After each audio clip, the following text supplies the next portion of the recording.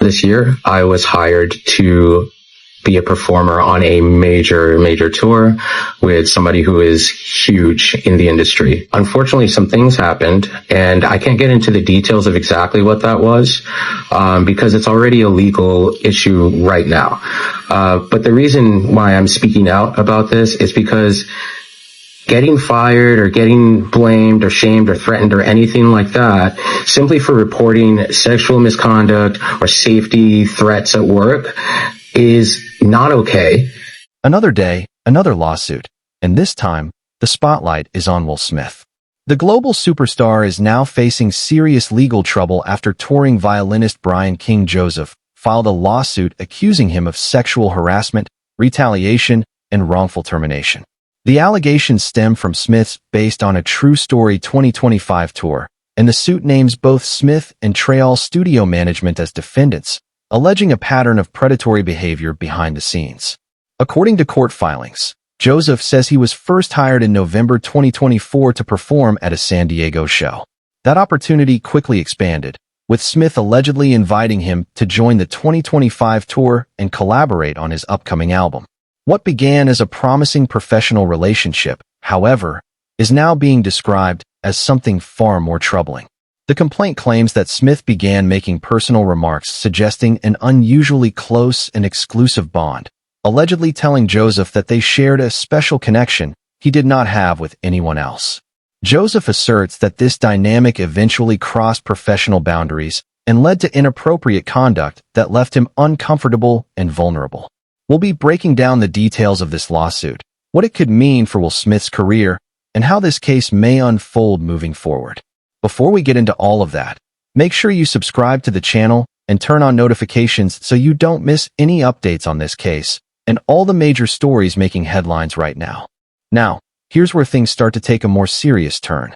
According to the complaint, after that initial San Diego performance in December 2024, the plaintiff says his role expanded beyond a one-off appearance. He alleges that Smith personally encouraged him to become more deeply involved in the tour, presenting it as a major career opportunity and a chance to work closely with a global icon. At that point, the relationship was still framed as professional, with rehearsals, studio sessions, and ongoing communication about future performances and recording work. However, the lawsuit claims that as the working relationship continued, the tone of Smith's interactions allegedly began to shift. The plaintiff alleges that Smith made increasingly personal comments that went beyond normal artist-to-musician communication. According to the filing, Smith allegedly emphasized a unique bond between them, suggesting they had a special connection that Smith did not share with others on the team. The plaintiff claims this created an uncomfortable power dynamic, especially given Smith's influence over his career and continued employment on the tour. The complaint further alleges that these interactions eventually escalated into behavior the plaintiff describes as inappropriate and unwelcome. He claims that when he did not reciprocate or respond in the way Smith allegedly expected, his standing within the tour began to change. Opportunities were allegedly reduced, communication became strained, and the supportive tone that once existed reportedly disappeared. Ultimately, the plaintiff claims this led to retaliation and wrongful termination, arguing that his removal from the tour was not based on performance or professionalism, but on his refusal to engage in or tolerate the alleged conduct. Again, it is important to stress that these are allegations laid out in a legal complaint. Will Smith has not been found liable for any of these claims, and the case is still unfolding. But the accusations, as presented, raise serious questions that are now set to be examined in court. According to the complaint, Smith continued to reassure the plaintiff that he was a valued and important part of the group, gradually increasing his stage time and giving him more featured moments during live performances. The lawsuit claims that this encouragement went beyond the stage, with Smith allegedly inviting the plaintiff to play on multiple tracks for his upcoming album. As a result, the working relationship reportedly grew closer, with more one-on-one time between the two. The filing further alleges that during this period, Smith made repeated statements emphasizing a unique and personal bond, including telling the plaintiff, "You and I have such a special connection that I don't have with anyone else," along with other similar remarks. The plaintiff claims these comments signaled an intimacy that made him increasingly uncomfortable, particularly given Smith's position of power and influence over his career. After a roughly 2-month break following the December performance, the plaintiff says he received formal tour documentation and detailed travel information for Smith's based on a true story 2025 global tour. The schedule spanned several months, and according to the lawsuit, the plaintiff relied on those commitments when making significant financial decisions. He claims he informed the defendant's representatives that he would be spending thousands of dollars on additional musical equipment, medication, and other necessities in preparation for the tour. In or around March 2025, the plaintiff joined Smith for the first leg of the tour in Las Vegas, Nevada. The complaint states that the defendants arranged hotel accommodations for the band and crew, with room numbers and confirmation codes distributed via a shared spreadsheet. It is within this touring environment, the lawsuit suggests, that the plaintiff alleges the situation escalated further, setting the stage for the events that ultimately led to his claims of retaliation and wrongful termination. According to the lawsuit, no one outside of the tour's internal circle, specifically the crew and hotel staff, would have had access to the plaintiff's assigned room. The complaint states that earlier that day, at approximately 11 a.m., the plaintiff's bag, which contained his hotel room key, was left in the transportation van used to shuttle cast and crew to the rehearsal venue. When the plaintiff realized the bag was missing, he allegedly asked management to retrieve it around 3 p.m., but was told they could not locate it at that time. The filing claims that it was not until roughly 5 p.m. that management returned the bag to the plaintiff, with his room key still inside. Later that evening, on or about March 20th, 2025, at approximately 11 p.m., the plaintiff returned to his hotel room in Las Vegas following tour-related activities. That is when, according to the complaint, he noticed signs that suggested someone had entered his room without his knowledge or consent. The plaintiff alleges that hotel security was contacted and determined there were no signs of forced entry. According to the hotel, the only way to access the room would have been with an authorized key. The lawsuit asserts that, based on the hotel's findings, the only individuals who would have had such access were members of the defendant's management team, who were responsible for booking the room and controlling access credentials. These allegations, as outlined in the complaint, are presented as a pivotal moment in the case, raising serious questions about access, control, and accountability during the tour. As the lawsuit continues, these claims are expected to play a central role in the plaintiff's broader allegations of misconduct, retaliation, and wrongful termination. According to the complaint, all of this information was contemporaneously documented through phone calls between the plaintiff and hotel security. The plaintiff alleges that upon entering the room, he discovered items that clearly did not belong to him. Most alarming, he says, was a handwritten note addressed to him by name. The note reportedly read, "Brian, I'll be back no later than 5:30 p.m. Just us," followed by a drawn heart and the signature Stone F. The plaintiff claims he had no knowledge of who authored the note and had never given anyone permission to be in his room. The lawsuit further alleges that additional unfamiliar items were found in the room, including wipes, a beer bottle, a red backpack, an earring, hospital discharge paperwork belonging to an unknown individual, and a bottle of HIV medication bearing another person's name. According to the complaint, the presence of these items caused the plaintiff immediate fear and distress, leading him to believe that an unknown person had accessed his room and intended to return. The plaintiff claims he feared for his personal safety, as well as the safety of other performers and crew members on the tour. In response, he immediately contacted hotel security and notified representatives for the defendants. The complaint states that photo documentation was taken, a request was made for a room change, and the plaintiff contacted the local non-emergency police line, 311, to formally report the incident. According to the filing, the plaintiff complied with all instructions provided by hotel security and the defendant's management team, fully reporting the incident and cooperating with all follow-up requests. The lawsuit presents this incident as a critical escalation point, alleging that despite the seriousness of the situation, the response from those in charge would later become central to his claims of retaliation and wrongful termination. According to the complaint, the plaintiff followed up by filing a full written incident report with hotel security, communicating directly with hotel management, and offering to provide any and all information to the defendants. The lawsuit emphasizes that the plaintiff repeatedly made it clear his only concern was safety, for himself and for others on the tour, and that he was not seeking special treatment, favors, or financial compensation as a result of the incident. The filing states that on or about March 21, 2025, the plaintiff returned to Los Angeles the following day with the intention of supporting the cast and crew for a pre-recorded show.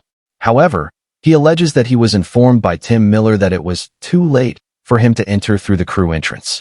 Instead, he was told they would see him weeks later in New Mexico for the next leg of the tour, effectively sidelining him without explanation.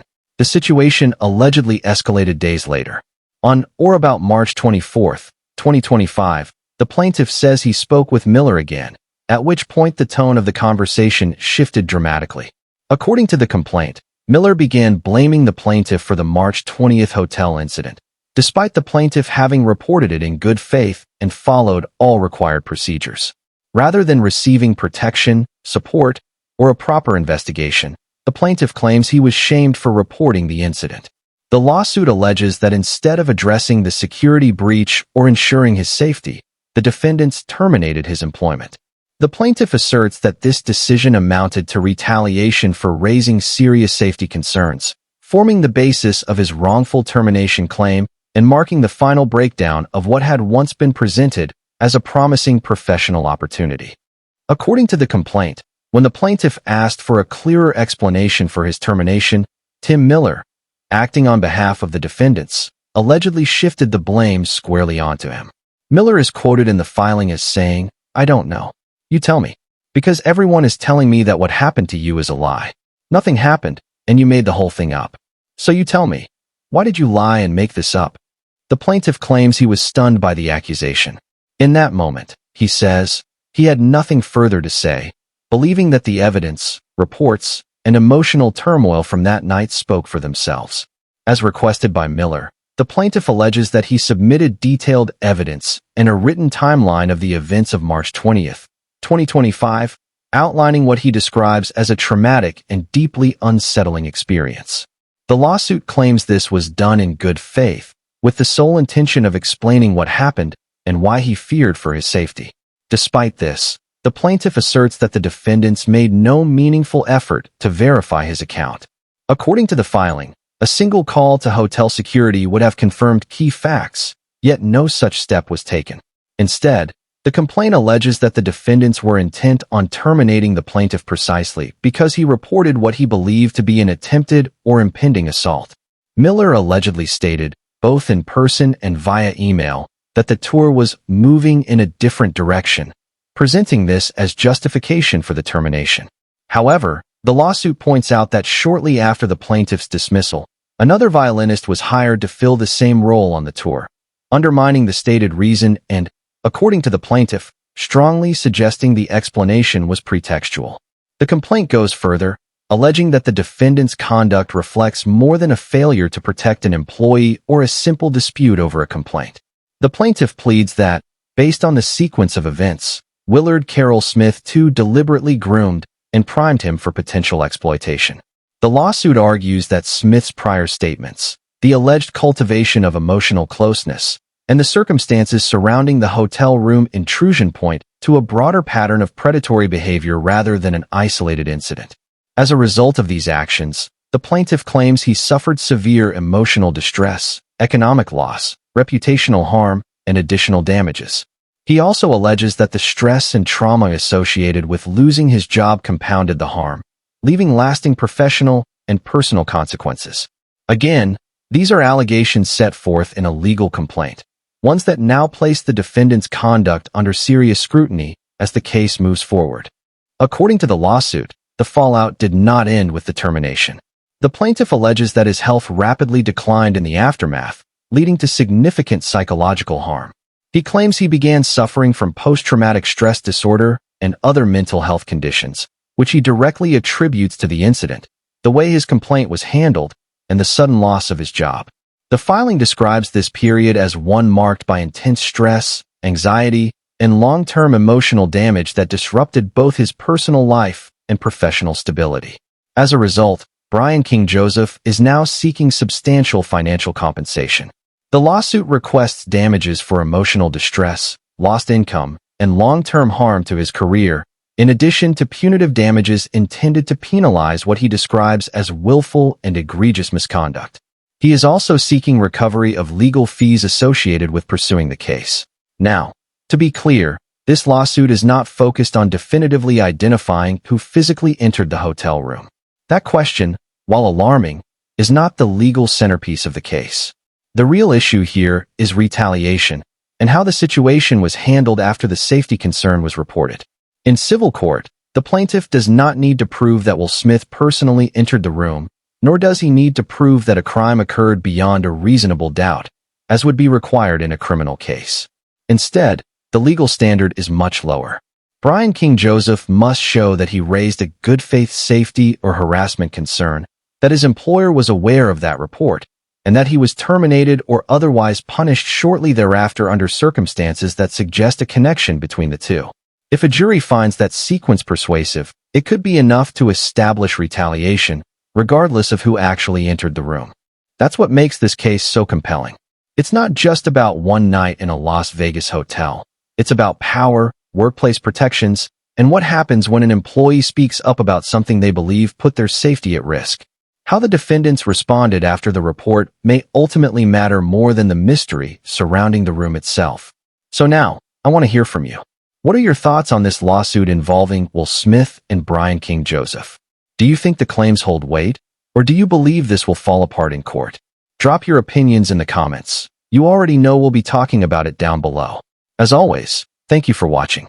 Before you go, don't forget to hit the subscribe button, like this video, and turn on notifications so you don't miss any of my upcoming episodes. I'll catch you next time.